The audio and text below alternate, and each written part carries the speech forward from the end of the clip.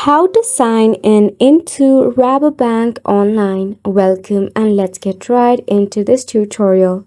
Search for Rabo login.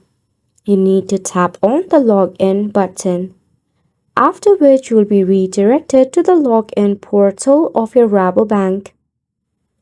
Now firstly, you would have the option to enter your bank details or your bank account details to easily enter or log in into your Rabobank account.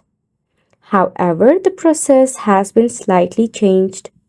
All you have to do is at the top select on the login button, after which a QR will be displayed on your screen.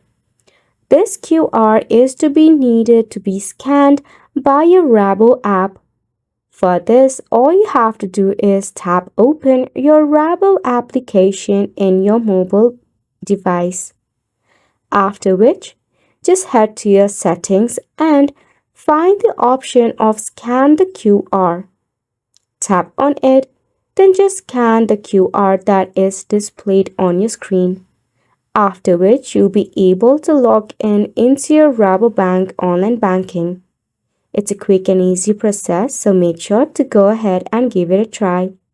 Thank you so much for tuning in.